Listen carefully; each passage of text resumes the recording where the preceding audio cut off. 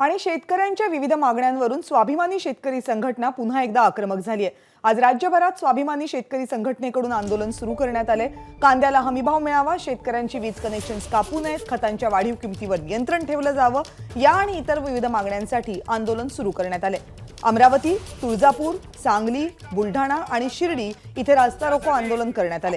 रस्त्यावर कांदे आणि टोमॅटो फेकून महामार्ग अडवण्याचे प्रयत्नही करण्यात आले, तर काही ठिकाणी पोलिसांनी बळाचा वापर करून आंदोलन गुंडाळण्यात आले। शेकडो आंदोलकांना पोलिसांनी सध्या ताब्यात घेतले।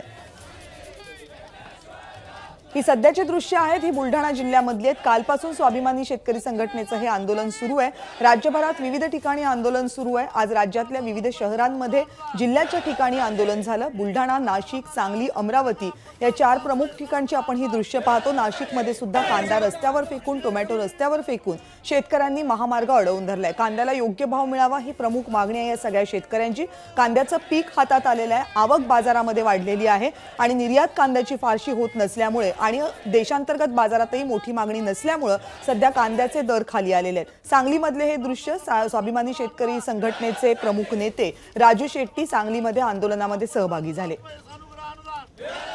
अनेक ठिकाणी कार्यकर्त्यांना पोलिसांनी ताब्यात घेतलं आणि आंदोलन थांबवण्याचा प्रयत्न केला, कारण रास्ता रोको बऱ्याच ठिकाणी करण्यात आला।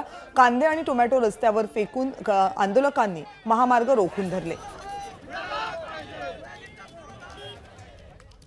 दरम्यान आजचा आंदोलन हा प्राथमिक इशारा होता। सरकारने मागण्या जर आमच्या मान्य केल्या नाहीत तर आंदोलन पुन्हा एकदा करू असा इशारा स्वाभिमानी शेतकरी संघटनेचे अध्यक्ष राजू शेट्टी यांनी दिलाय।